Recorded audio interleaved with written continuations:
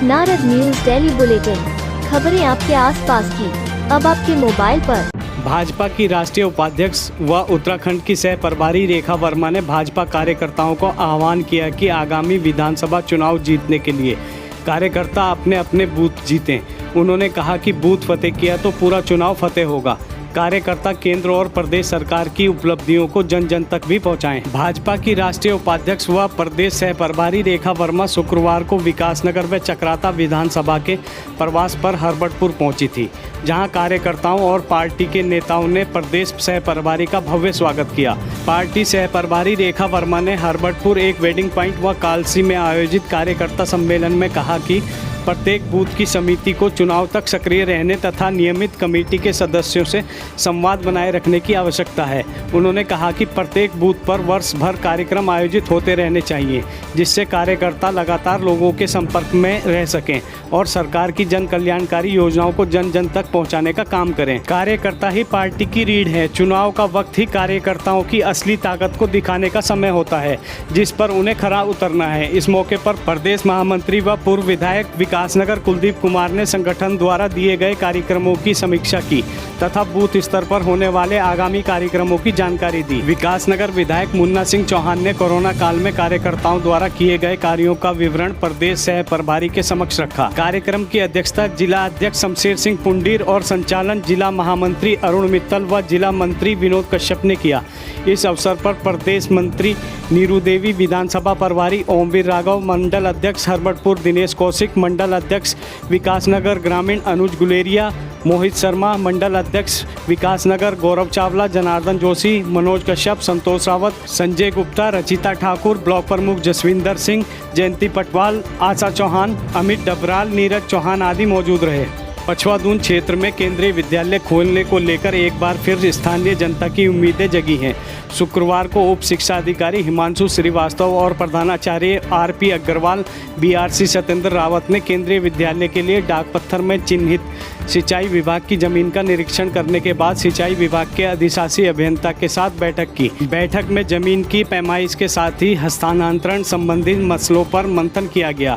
एक सप्ताह पहले ही विधायक मुन्ना सिंह चौहान ने शिक्षा विभाग और सिंचाई विभाग के अधिकारियों की संयुक्त बैठक कर केंद्रीय विद्यालय के लिए भूमि चयन संबंधी प्रक्रिया शुरू करने के निर्देश दिए थे।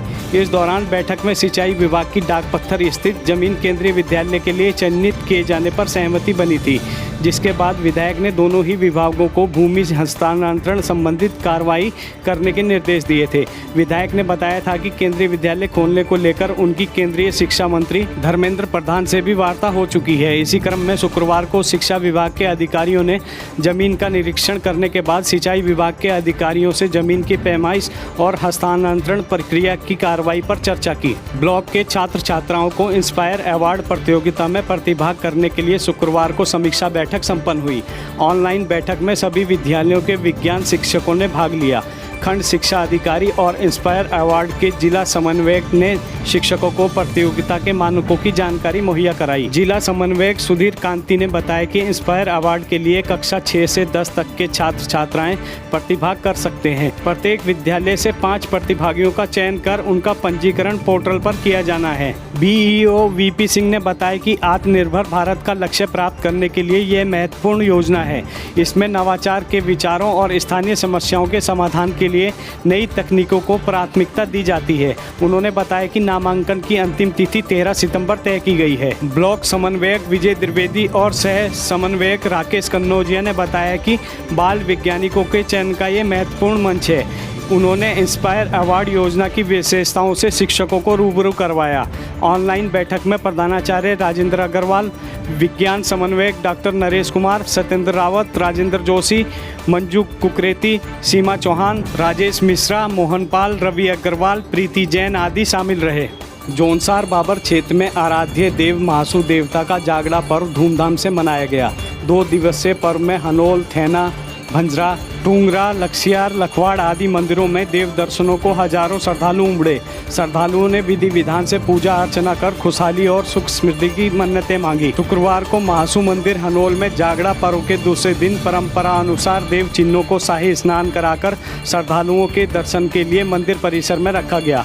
देव दर्शन को हिमाचल, यूपी, उत्तराखंड से हजारों लोगों ने देव दर्शन कर मन्नतें मांगी। निर्धारित लग्नानुसार देव चिन्हों को दोपहर में गर्भगृह से निकालकर शाही स्नान कराया गया। इसके बाद 3 बजे तक देव चिन्ह श्रद्धालुओं के दर्शन के लिए रखे गए। इस दौरान मंदिर परिसर महासू देवता के जयकारों से गुंजायमान बना रहा। इस मौके पर वजीर दीवान सिंह, जयपाल सिंह, मूरत राम शर्मा, राजपाल सिंह, जसवंत सिंह, मातवर सिंह, नारायण सिंह, प्रताप सिंह, हरिश्चंद आदि शामिल रहे। बेबी रानी मौर्य के इस्तीफे के बाद लेफ्टिनेंट जनरल गुरमीत सिंह सेवानिवृत्त को उत्तराखंड का नया राज्यपाल बनाया गया है। राष्ट्रपति रामनाथ कोविंद ने गुरुवार की देर शाम उनकी नियुक्ति की। जिला महामंत्री ने पलटा भाजपा अल्पसंख्यक मोर्चा के जिला अध्यक्ष का फैसला। मोर्चा के जिला महामंत्री मंसूर खान और सोशल मीडिया प्रभारी फिर से बहाल। भाद्रपद शुक्ल पक्ष की चतुर्थी पर भगवान गणेश का जन्मोत्सव पछवादून में धूमधाम से मनाया गया। गणपति बाप्पा मौर्य के जयकारों के बीच घरों और मंदिरों में गणेश भगवान की प्रतिमाएं स्थापित की गई। कालसी ब्लॉक के सैया क्षेत्र के गांव में इन दिनों गुलदार की दस्तक से ग्रामीणों में दहशत है। गुलदार आवासीय बस्तियों में आकर ग्रामीणों के पशुओं को निवाला बना रहा है। पिछले 2 माह में ग्रामीणों की 50 बकरियों को गुलदार अपना निवाला बना चुका है। उत्तराखंड में शुक्रवार 10 सितंबर को कोरोना के 20 नए संक्रमित मिले। इस दौरान किसी कोरोना संक्रमित की मौत नहीं हुई। पिछले 24 घंटे के दौरान 28 लोग स्वस्थ हुए। ब्यासी बांध परियोजना के प्रभावितों का लगातार 98वें दिन भी जुड्डो में धरना प्रदर्शन जारी है। ग्रामीणों ने सरकार पर अनदेखी और हठधर्मिता का आरोप लगाया। उन्होंने कहा कि जब तक उनका पुनर्वास नहीं किया जाता तब तक वे आंदोलन जारी रखेंगे।